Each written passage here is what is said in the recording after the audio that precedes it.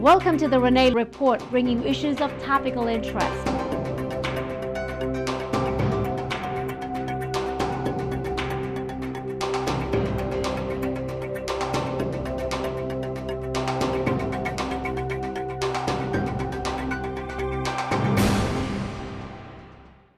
Hello, everyone. I'm Renee Mehrra, and welcome to the Renee Report, bringing you issues of topical interest. Today, I am in Queens, and I'm talking to a very big spiritualist. I've interviewed him before as well. He's none other than Pujyashree Bhupendrabhai Pandya, Guruji. And it's a pleasure to talk to him. It's always been a privilege. Guruji is here in the United States till the first week of August, and he's giving a lot of talks on our Hindu scriptures and how we can imbibe that wisdom and bring it into our lives, especially when we're living in such a troubled and divisive world. The scriptures really come in handy for all of us and how we can use them for our benefit and lead a wholesome quality life. बहुत बहुत पूज्यश्री आपको नमस्ते and प्रणाम आपको. Pranam Aapko and to all the viewers of iTV.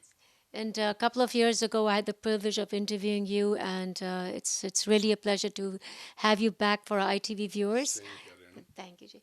Guruji, we're living in a world, in a digital era. Everything is digitalized. We are on our iPhones, we're on our iPads, we're on the social media, MySpace, Twitter, Facebook. So we're so well connected with everyone. And whether we're in India or Indianapolis, or whether we're in Mumbai or Madrid, the whole world has become small thanks to social media. But one thing we forgot in this whole process is we lost that one big divine connection. And that's not we are connecting to often. And I think maybe that is the root cause of so many problems that we see around a toxic, unhealthy world. How do we come back to the divine connection? How do we get to that higher state of consciousness and keep ourselves connected 24 hours a day? Renu, the very purpose of spirituality is to derive inner peace, solace. The reason of all the troubles in the present society, may it be stress, may it be broken relationships, may it be uh, depression, or a person becoming victim of various vices, is that, as you rightly said, that the person is so much, he feels that he is connected through social media, but the trouble is that he is disconnected with his own self. And as our Vedanta says, that Atma hi Paramatma, you are no different than the spiritual being, the supreme being. So when you are disconnected with your own self, obviously you are disconnected with the supreme self. It's like, let me give this example in your words only. You have this cell phone, but you don't have the time to charge this cell phone. How would you feel?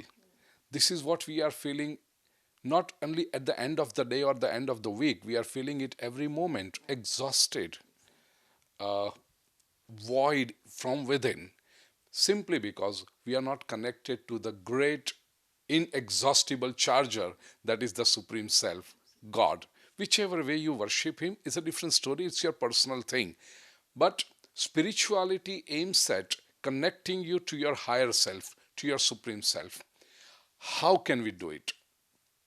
The first and the foremost thing, Renu, we must do is we should set aside some time for our own self. Agreed, we are living in a 21st century and we cannot deny that fact that we are a part of this society. We need to earn, we need to give time to others, we need to spend time for our family, we need to go out, socialize. We need to do that.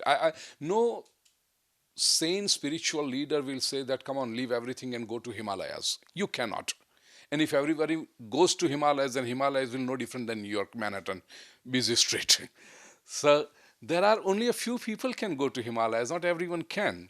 But you have to create your own Himalaya right here in New York or Minneapolis or wherever you are. And that is possible. You have to create your own island of peace. How? Through meditation. B. Through simple techniques of breathing called pranayama. We are so stressed that our breathing pattern has become so erratic, and it's mind over body, and body and mind are interconnected. If you are stressed, your breathing rhythm is going to be erratic. Similarly, if your breathing pattern is erratic, you are going to feel stress about it. Set your breathing pattern correct. Have time for yourself. Close your eyes when you are awake. Hmm? People can't even close their eyes when they are asleep because their mind is constantly running. They complain every time that I did not have enough sleep. My sleep was not sound here last night. Guruji, that's what I wanted to talk to you. You said such a intense statement that people, even when they're sleeping, they are not They're not really, yeah. sleeping. Yeah, And that's exactly what we wanted to talk about. That we're talking of that inner retreat, and that could be anywhere, whether you're here or in the Himalayas, and we can create that inner retreat, that oasis of peace that you're talking through meditation, through that's right. calm breath, and that's what we are lacking. And I think most importantly, it's the mind, which is not over matter. Right now, it's the body over mind. That's right. So, and I think chapter 6, you have Of talked about Bhagavad the Gita, Bhagavad yes, Gita, Atma Sanyam about, Yoga. yes, where you talk about the mind not chanchal, you're saying chachat. Renu, let me interview you. I have seen very few interviewers who know so much about the scriptures, and I must congratulate for you that. Thank you, Guruji. Because when an interviewer is known, as in Sanskrit we call sugnya, the person who knows what they want to ask and what they want to derive from us, naturally the interview becomes more informative for the viewers. Thank you, Guruji. I've learned from the best. Thank you. So, how do we get that wavering mind? And we the mind, that's the nature of the mind. It has to waver, it has to move around. That's the way it does, and we get so many thoughts per day. So the best is to focus the mind on something. And how do we get that I'll come to focus? that. Renu, first of all, we have to be free from negativity. And by negativity, I mean entire negative approach towards our own self, towards the society, towards the world. Things are okay the way they are. Just accept them. And don't even criticize the mind. When we say mind is wavering, it's very beautiful. In the 6th chapter, Arjun says, Dear Krishna, mind is so wavering that I cannot control him. Controlling the mind is like holding air in the hands. You cannot hold hand in there, so it's difficult to control mind. Chanchalam hi manah Krishna pramadi balavadranam. Arjun says that. These are the exact verses. And when answering, Krishna says, mind is not chanchal, it's chala. And there is a difference between the two in Sanskrit. Wandering is the ability of the mind. Let us not look at it as a weakness of mind. And the very fact that the mind wanders, it proves that it can be made steady. A child which runs around can be made to stand still or sit idle, sit straight. But a child who cannot run, its stillness, it's not to be appreciated. It's compassionate. I mean, you have to feel pity about it. Similarly, the mind that runs around definitely has an inherent capacity of being still. You just have to identify that capacity. How to do it? As I said, first of all, when we control our breathing, we slowly go to the deep breathing and slow breathing. Secondly, train your mind to focus on one subject, one thought. You may begin with an object like a flame or a picture of your intimate form of God. But then slowly you have to, even with closed eyes, you have to train your mind to be on one thought. You have to be a guard of your own mind. Whenever a wrong thought comes, you have to say, hey, come on, get out. I don't want you here right now. And focus yourself on the one idea. That helps a lot. Slowly, this strength that you have derived by focusing the mind leads you to the higher levels of meditation. It leads you to your inward journey. External journey gives you material pleasures. Internal journey gives you spiritual bliss. And this is what we are lacking today. To tell you the truth, even the best of the material pleasure outside is doesn't hold any meaning as long as you have that inner bliss. And if you have the inner bliss, it doesn't matter whether I'm sitting on a very comfortable chair or a simple chair, or even if I'm sitting down on the maybe on the rock. It makes me an emperor of the world if I have that, if I've conquered the inner space. And Guruji, that's what it's all about. We lose that purpose in life. That is what we are supposed to have. But somewhere in this materialistic world, we forgot our inner core, and that the inner peace brings outer peace. And if we have peace inside, there will be peace outside, because each one of us is responsible for that peace. But somewhere, as I said, the materialistic world brought a lot of toxicity, mental toxicity. So the mental garbage, we don't, as we say, don't do the recharging through That's the main divine charger. So with that, all the layers of toxicity and unhealthy mind, how are we going to cleanse ourselves? There's a lot of anger, there's anxiety, there's jealousy, there's greed, and that we're consumed with all these vices. How do we get to those divine attributes using the mind with a powerful tool? in simple two words, I would say enrich yourself. Like you said, jealousy. In one of my seminars, it just occurred to me, I mean, it was sheer grace of God, that it is human nature to compare. And when you compare with somebody else, always the other person looks better. As in English, it said that the grass is greener on the other side of the fence. But then I said, when you feel that the grass is greenner on the other side of the fence, it is the time to water your own grass. So just don't keep comparing that he's better, he's better. What are you doing for yourself? Enrich yourself. Then you will be free from jealousy. Secondly, unfold your own potential. Why are you comparing yourself with others? God has made yourself a you. You are a Renu, and that's, isn't it wonderful to be a Renu? Why is Renu trying to be like Varsha, or why is Varsha trying to be like Sonal? Renu is Renu, and so Renu has to realize that I have to be the best possible Renu, and not best possible Varsha, or what not like what Sonal is today. This is what we are forgetting. We are somehow, knowingly or unknowingly, in a rat race.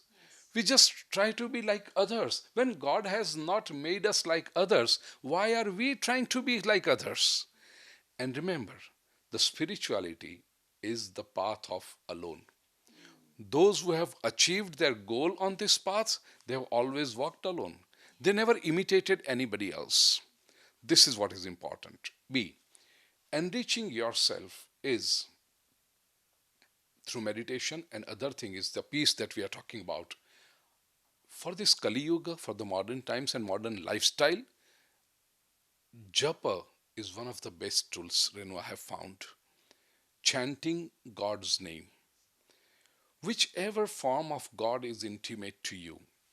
I, as you know me since years, I have not created any cult, or I am not dogmatizing people, or I don't create walls within Sanatan Vedic Dharma. I basically preach humanity. I'm so open minded.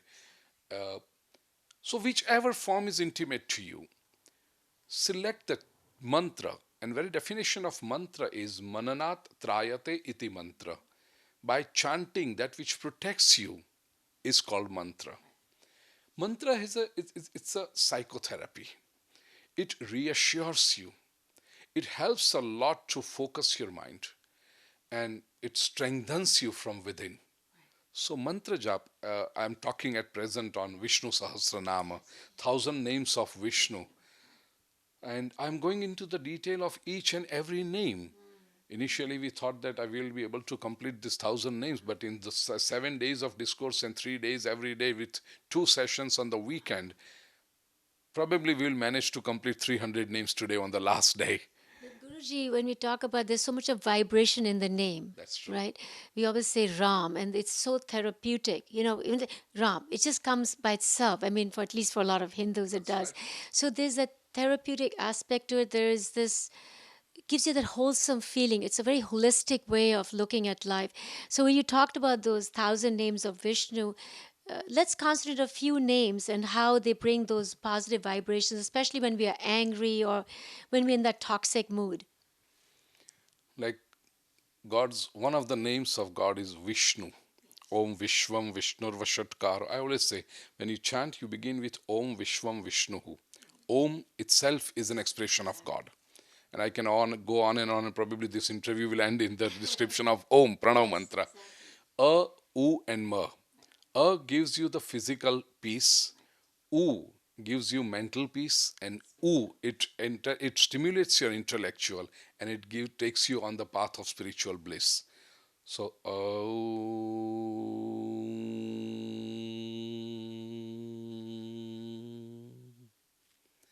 that's the name of Vishnu. It's the first expression of the omnipresent, omniscient, omnipotent God. Yes. Then Vishwam. Vishwam means the world.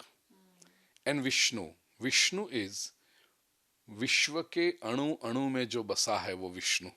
One who is present in the each and every molecule, each and every atom of this world is called Vishnu. So God has created this world. God brought out the material, the matter that is required from his own self. He created it and he stays in it in every molecule. It's such a beautiful idea. Om Vishwam Vishnuhu. The moment you begin with that, how can you see negativity around? How can you criticize anybody? How can you see an enemy in another person when you know that God is present in every moment, in every particle? So everything is God. Your whole vision changes, your whole perception changes, and that makes you so peaceful with yourself. One of the names that I like the most of God is Krishna. It's a very popular name. But Karshati, Akarshati iti Krishna. He who attracts is Krishna. Pundarikaksha. Pundarik is lotus and Aksha is eyes. Lotus eyed. God has such beautiful eyes. So when you are focusing, when you are meditating, then literally tears start rolling out of your eyes, because if you just focus at the eyes of dear Lord. Rushikesha. Rushikesha has two meanings. Rushik, Isha. Rushik is sense organs. Isha, master, Swami. One who controls sense organs. Another meaning is Rushi Kesha. Kesha is hair, and Rushi, which creates harsha, which gives you joy. So his hair are so beautiful that it gives you bliss. So while meditating, even if you just focus on Lord's hair, those curly, beautiful hair moving about in slowly blowing wind, you get focused. I mean, it's easy to meditate. It's easy to Like guided imagery over here. That's right. Uh, there's so many names, and we can go on. Guru. Yes, last evening, while speaking about Guru, I said at least 11 meanings of Guru.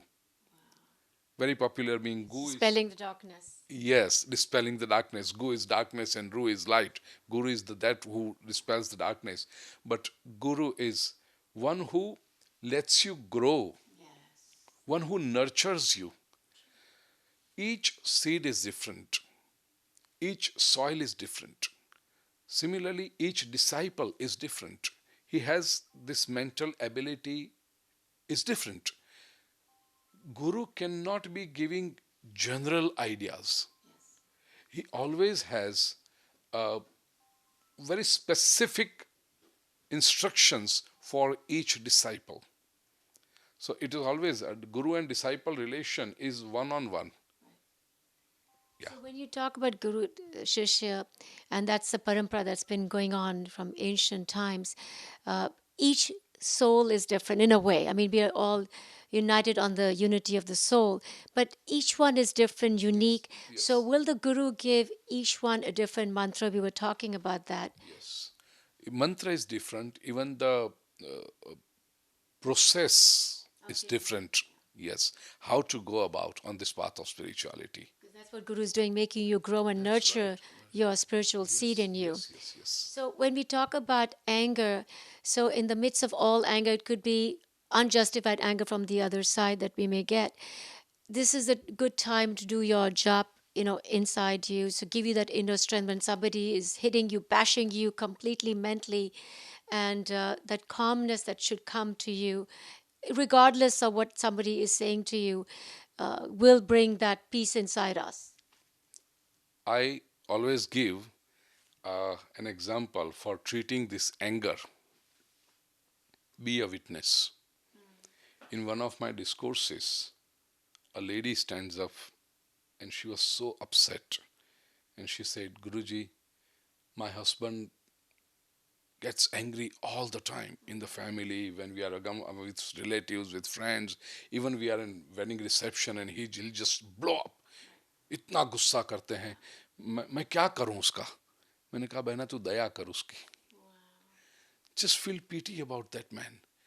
Why? But then Because you become passive, then the person walks all over you, though. no, I'll come to that. What happens? पहले तो I mean when you do this, when you feel pity about that person, because as it said in the medical science, when there is some disturbance inside, you create fever. You know, fever is basically an indication that there is something wrong in your body. And you don't have to treat the fever, the heat. You have to treat that what's something wrong in the body. Similarly, this heat of anger comes out when there is something wrong in the system, in his mental system, in his being. So he's so much cramped up with negative emotions, with ego, with impatience, that his anger comes out like this. Look at that person as a patient. That the person needs your care. A, you create a shield around yourself. That's very important because your peace, your stability is most important. You can't fall a victim to other person's negative emotions. What happens usually, one person is getting angry, so other person also gets angry. Then there is no difference between the two of you. I mean, you both have gone into the same pit and the same mud. So, uh, create that shield around you and then start treating that person.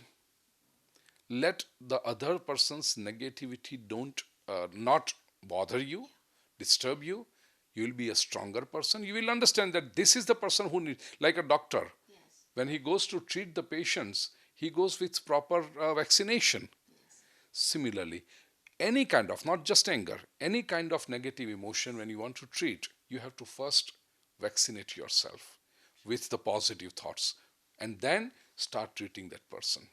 And it's such a wonderful process, Renu. Believe me, I have been doing it since last 3 decades all over the world, and it gives you so much of satisfaction when you are touching people's lives, when you are transforming people's lives. And you are transforming people's lives. And we're out of time, but Guruji, very quickly, you are giving a whole lot of lectures on the Hindu scriptures all around the United States. That's right. I spoke on Hanuman Chalisa. Uh, I'm going to speak on Bhagavad Gita chapters 1 and 2. I also spoke on Bhagavad Gita chapter 8 because there are various centers all over the US who do one chapter of Bhagavad Gita every year. Yes. In New York, we did this for last 20 years. Now, this year we did Hanuman Chalisa. It's so interesting. Hanuman Chalisa, so many people chant it every day without probably knowing the meaning. Yes. I have written the book in English, Gujarati, and Hindi in 3 languages on Hanuman Chalisa. Yesterday itself, that book was launched in British Parliament in London by the MPs and various political leaders present there. Here, I have gifted to President Barack Obama also because Barack Obama is a great devotee of Hanumanji. So, yeah, Hanuman Chalisa, I have given the social meaning, the spiritual meaning, scientific meaning, at the same time, the management principles involved. That is the most important part, I think, That because is, we need and to apply them managing, in our daily lives. correct, and managing life in general. Of course, the projects and business, but even life in general. Thank you so much, Guruji. Managing life, that's what he said, managing life through our scriptures, which is so very, the quintessential component of Guruji's teachings. We want to thank you so much. Thank you so much, Renee. It was pleasure Pujyashree, talking yes, to you thank and you. to your Thank- series. Transforming lives, transforming one soul at a time. Guruji Pujyashree Bhupendrabhai Pandya ji here in the United States, giving a whole series of lectures on the Hindu scriptures and doctrinating us and giving us those injections of positivity, vaccinating us with positivity and wholesome thoughts. Thank you so much, Guruji, again. Thank you. And I'm Renee. Thank you so much for watching the Renee Report. Welcome to the Renee Report, bringing you issues of topical interest.